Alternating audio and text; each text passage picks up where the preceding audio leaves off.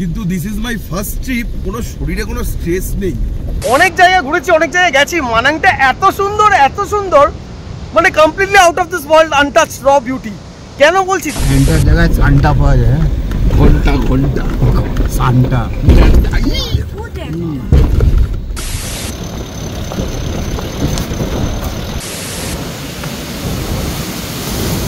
দাঁড়া, ওয়েট। এটা আমার কাছে এই পাথরটা উপরে এটা প্যাচ মানাঙে কিছু সেকশন আছে সুপার টেকনিক্যাল, ম্যাজেস্টিক লাগছে এখান থেকে, ম্যাজেস্টিক। একটা জিনিস বলবো, hope it doesn't spins. Every day we are like touring Nepal, every next day is better than the একদম মানে it gets better every day. সামনে গিয়ে হয়তো আরো বেটার হবে হোপফুলি। হ্যাঁ মানে আগে যারা নেপালে এসেছে তারা বলেছিল বারবার যেতে ইচ্ছে করে। অ্যাকচুয়ালি আমার এক্সপেকটেশন নেপালের থেকে এরকমই ছিল। এত জায়গায় ঘুরেছি, এক্স্যাক্টলি যেরকম আমরা এক্সপিরিয়েন্স করছি গত 3-4 দিন ধরে, এক্স্যাক্টলি এরকমই এক্সপিরিয়েন্স ছিল, এক্সেপ্ট দ্য ফার্স্ট ডে। এই দেখো ট্রেকাররাও আসছে সামনে, দেখতে পাচ্ছি প্রচুর। এগুলো অ্যাকচুয়ালি ট্রেকিং এর জায়গা। আর আমরা যে মিস্টার অ্যান্ড্রয়েড ওখানে ছিলাম, তো এই ব্রিজটাও মিস্টার অ্যান্ড্রয়েড দেখলে ওখানে জেসিবি সব রাখা ছিল। তো ব্রিজটাও ওনার কনস্ট্রাক্টেড। এই ব্রিজটা? ইয়েস, এই ব্রিজটাও ওনার কনস্ট্রাক্টেড। এই ব্রিজটা না হলে গাড়ি নিয়ে আসা যেত না। এই ব্রিজটা না হলে গাড়ি নিয়ে তালের দিকে আসা যেত না। তো অবশ্যই মানে কনস্ট্রাক্টর বলতে নিজের পয়সা না, কন্ট্রাক্ট উনি কনস্ট্রাক্ট করেছেন, কিন্তু কন্ট্রাক্টটা এই এলাকার মোটামুটি ফুল কন্ট্রাক্ট ওনার কনস্ট্রাকশন কোম্পানির আন্ডারে আছে। আমরা নদীর ধারে যেতে পারলাম না, নদীর ধারে তো ভাবছি একটু নামবো, নদী আরো সামনে আছে, নদীর ধারে ভাবছি একটু নামবো।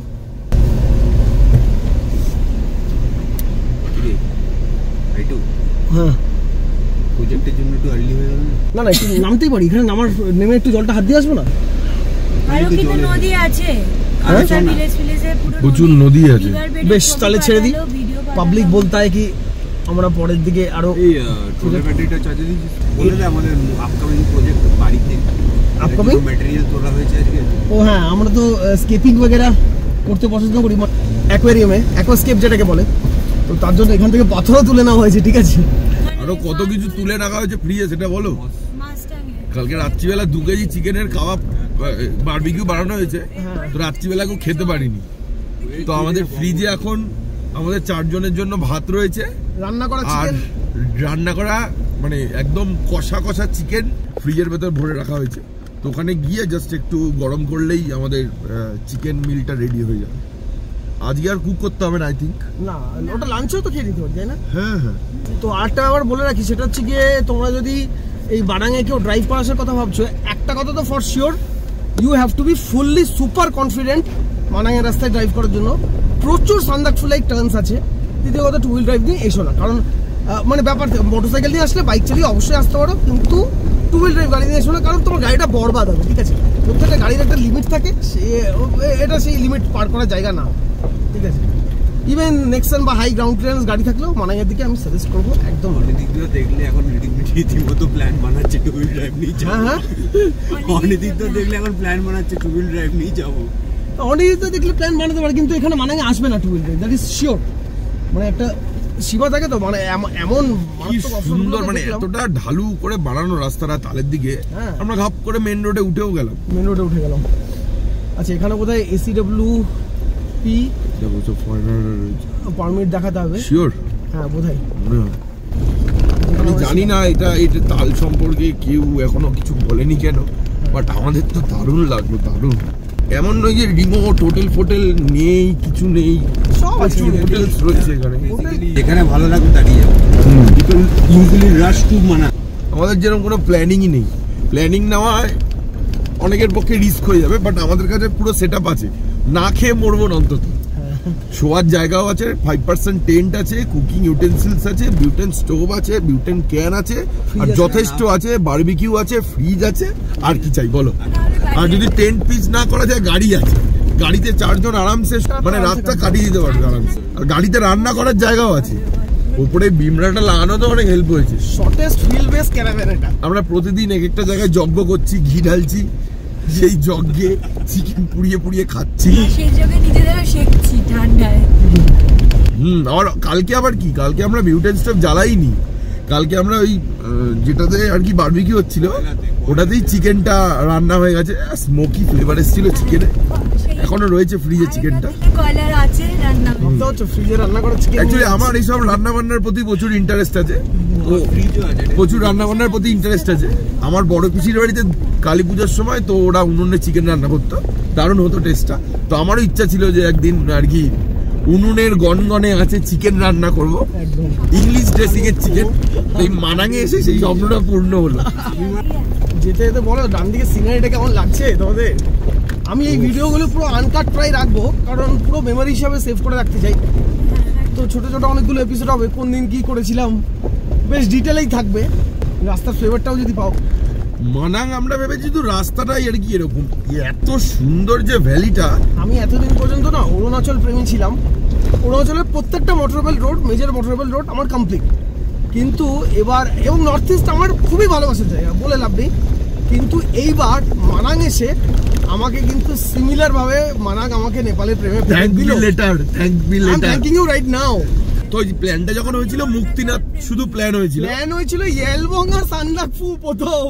ও আচ্ছা, তারপরে সেটা কি হলো? তারপর এই হলো শুভম বলল যে আমার অতদিন হবে না, 3-4 দিন ছুটি হবে, শুধু সান্দাকফু হবে। তখন ভাবলাম ইয়েলবংটা করে কি লাভ, সান্দাকফু তো এমনি নেপাল দিয়ে ঢুকছি, তাহলে নেপালে আরেকটা জায়গায় কোথায় যাওয়া যাবে। লোয়ার মাস্টাং তো নাম বহুদিন ধরে শুনে আসছি, লোয়ার মাস্টাং যাবো যাবো যাবো যাবো এরকম ব্যাপার। এবার ভাবলাম হ্যাঁ প্ল্যানের মধ্যে হয়ে যাচ্ছে, গাড়ি নিয়ে যাচ্ছি, টান টান চালাবো, প্ল্যানের মধ্যে লোয়ার মাস্টাং হয়ে যাচ্ছে প্লাস সান্দাকফু হচ্ছে। তারপর রত্নদীপ হঠাৎ করে এসে বললো আচ্ছা মানাং বলে জায়গাটাও দেখো না, নেপাল যখন ঢুকছি। আর মানাংটা যেই দেখেছি বাবা, লাভ অ্যাট ফার্স্ট সাইট, আর কিচ্ছু না, মানে এমনি ইন্টারনেটে দেখে লাভ অ্যাট ফার্স্ট সাইট। এসে তো আরো মানে দিল গার্ডেন গার্ডেন ও গিয়া, হাসি আমি বন্ধ করতে পারছি না। এখনো মানাং প্রপারলি শুরু হয়নি। যা রাস্তা দেখছি, যা হোটেল ফোটেল, যা ব্যাপার স্যাপার দেখলাম, যা কস্টিং দেখলাম, আমি তো মানে নেপালটা এবার তো মনে হচ্ছে মানে আমার ফোকাসটা, টার্গেট ফোকাস ছিল নর্থ ইস্ট, কারণ নর্থ ইস্টটা আমার খুব ভালো লাগে, খুব রিমোট ডেস্টিনেশন, একদম ফাঁকা ফাঁকা, লোকজন নেই, দারুণ মানে আনস্পয়েলড ন্যাচারাল বিউটি যেটা বলে, নর্থ ইস্টে পেতাম একদিন ধরে। নেপালে এইসব সাইডে ভাই বস পেয়ে গেছি, তো আমি এরপরে আমার ডাইরেকশনে একটু পাল্টাবো, নর্থ ইস্টটাকে একটু লেটার করে দেবো, নেপালটাকে একটু আগে নিয়ে আসবো। আর মানাং তো আমি শিওরলি প্রেটিমাচ শিওর সোনাইবাকে নিয়ে আমি আসতে পারি। আমার তো কোনো আইডিয়া ছিল না এসব জায়গাতে, ভাবছিলাম বিশাল রিমোট কোনো থাকা খাওয়ার জায়গা থাকবে না ইত্যাদি সর্বস্ব আছে, আমি সোনাইবাকে নিয়ে দিব্যি আসতে পারি। আমরা এরকম রাস্তা দিয়ে যাচ্ছি জেনারেলি, মানে আমরা যে ট্রিপগুলো করি, চন্দ্রদা তো বাইক চালানো ছেড়ে দিয়েছি, আমি আর কিছু বলবো না এই ব্যাপারে। তো আমি তো বাইক নিয়ে ঘুরে ঘুরে অভ্যস্ত, স্ট্রেস তো পড়ে শরীরে, কিন্তু this is my first trip যে এতটা ডিস্টেন্স কভার করার পরেও আমরা প্রতি রাতে আমি সবাই মিলেই রান্না করছি, কোনো শরীরে কোনো স্ট্রেস নেই, শরীরে বিন্দুমাত্র স্ট্রেস নেই, প্রপার স্লিপ হচ্ছে প্রতিদিন।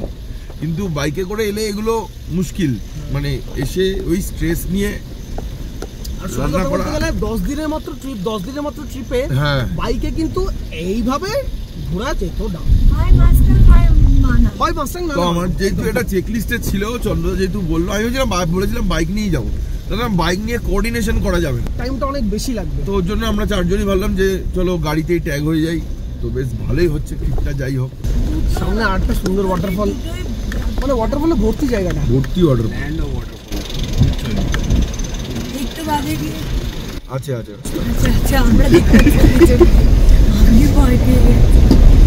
তবে টার্কস লেকটা রাস্তার ধারে পড়ছে, তো ওটা তো দেখে আসবোই।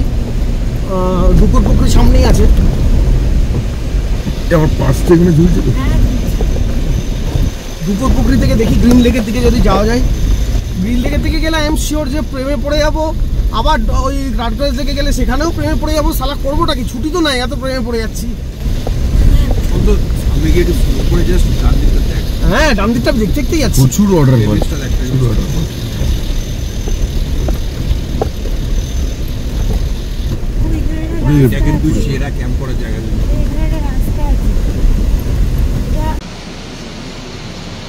মানে কত ওয়াটারফলে ভর্তি ভর্তি ওয়াটারফলে।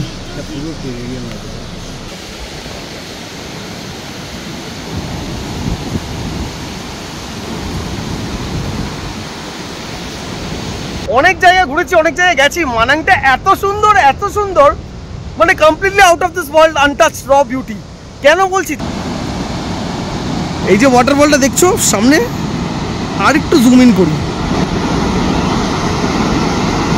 নিচ থেকে স্টার্ট করলে একবার ওয়াটারফলটা দেখো। পাশে একটা ছোট্ট কেবিন দেখছো ডান দিকে, কি দারুণ লাগছে না ওয়াটারফলের ফ্লোটা, আর তারপর পাথরের ফাঁক দিয়ে এই জায়গাটা আমার দুর্দান্ত লাগলো। ও মাই গড, কি ক্লিফ, ও আলাদাই। লোকজন সাইক্লিংও আমি দেখছি, মানে সাইক্লিস্ট খুব কমই দেখলাম, বাট এই দুজনকে দেখো সাইকেল চালিয়েও চলে এসছে এখানে। সাইকেল চালাবার মজাটাও আলাদা এখানে। কি ভ্যালি, মানে যটা জায়গায় দাঁড়াচ্ছি তটা জায়গায় মনে হচ্ছে ও মাই গড কি দারুণ জায়গা। আর এই ওয়াটারফলের এই জায়গাটা তো লাইক পাথরের ফাঁক দিয়ে, ও তো এই মানাং যাওয়ার রাস্তায় তাল ওয়াটারফলের পর থেকে এইটুকু টাইমের মধ্যে 3খানা চেকপোস্ট পড়লো। তো প্রত্যেকটা জায়গাতেই তোমার ভান্সার দেখতে চাইছে না কোথাও, কিন্তু ECWP অন্নপূর্ণা কনজারভেশন এরিয়া যে পারমিটটা আছে ওটা দেখতে চাইছে প্রত্যেকটা জায়গাতে। তো এই 1, 2, 3 নম্বর জায়গাতে এখানে কিছু জায়গাতে গাড়ির নাম্বার লিখছে, আর কটা মেল কটা ফিমেল সেটা কাউন্টার নিচ্ছে, আর কিছু জায়গাতে ECWP পারমিট প্রপারলি চেক করছে। এখানে এটা আমরা ধারাপানি চেকপোস্টে আছি, দেখতে পাচ্ছ ডান দিকে এরকম ACA checkpost, please register your permit. So এখানে আমাদের পারমিটটা রেজিস্টার করে দিচ্ছি। কী বলবো, গোটা রাস্তাটা এই ডান দিকেও আমি যা ভিউ দেখছি না, একটা সবুজ ভ্যালি, গোটা রাস্তাটা এমন মনে হচ্ছে প্রত্যেকটা 5 মিটার করে যায়, দাঁড়িয়ে দুটো ছবি তুলি। ও ডান দিকে ভ্যালিটাও কি শেষের গিয়ে একটা মাউন্টেন, একটা স্নো পিক দেখাই। দেখো ডান দিকের ভ্যালিটা কি সুন্দর, গ্রিন কালার একটা ভ্যালি।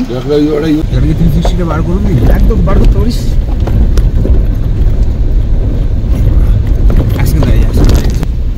খুবই ক্যাম্পিং স্পট আছে, দুর্দান্ত স্পট, জলটাও পাওয়া যাবে এখান থেকে। হেড ক্যাম্পিং স্পটের অভাবই নেই, no dearth of camping spot এখানে।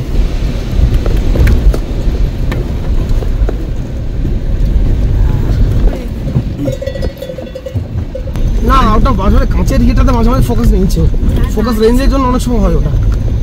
হ্যাঁ, তাহলে ওয়াইডের মিনিমাল ফোকাস রেঞ্জটা বেশি কম, বেশি আছে। ওয়াইড অসুবিধা হচ্ছে না। কত হোটেল, কোল্ড ড্রিঙ্কস দেখলি, কোল্ড ড্রিঙ্কস দেখলি নেপালে কিন্তু ওরা ফ্যান্টার জায়গায় সান্টা পাওয়া যায়, ঘন্টা সান্টা। কি হলো, চলতে লাগলো এরকম একটা উঁচু।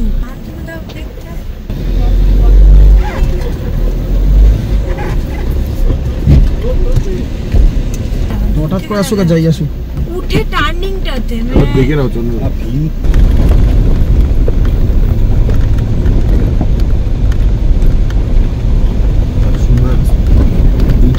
এটাই কি সেই হোটেলটাই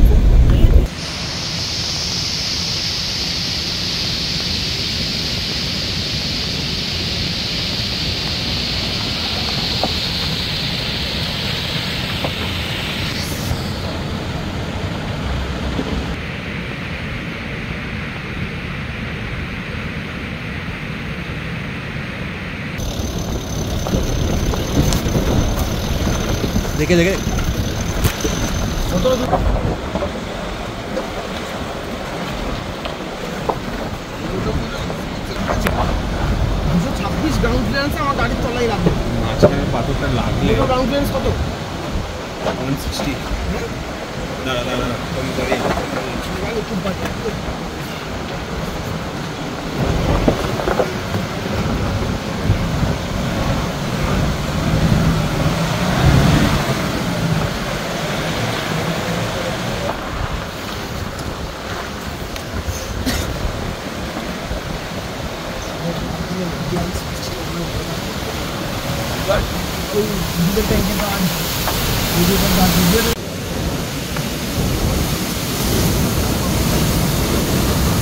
লাভ নেই।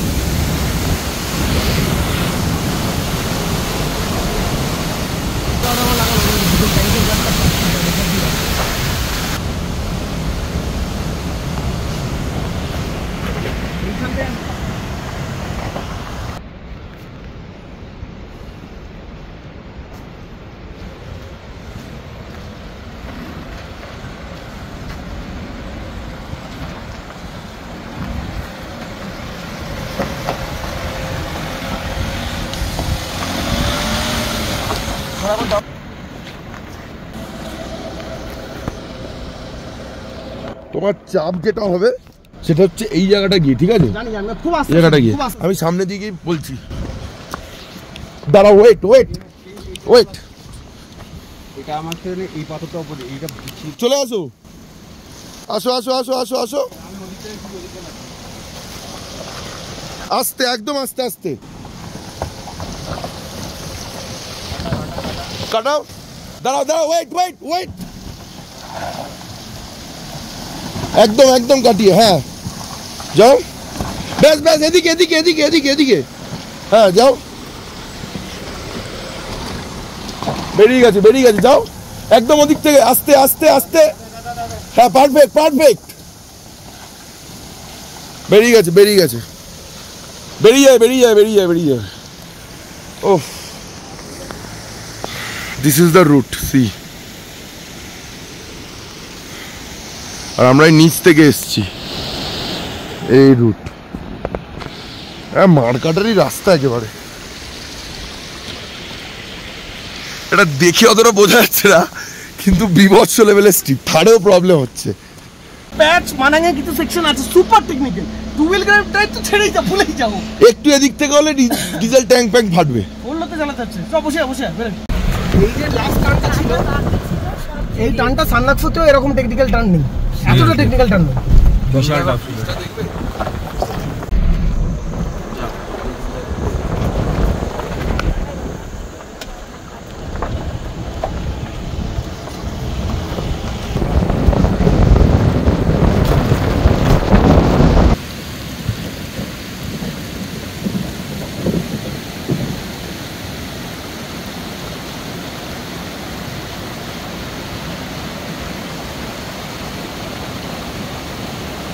ওপরে গিয়ে আরে ওরে ভাই, একটা প্রজেক্ট ছিল।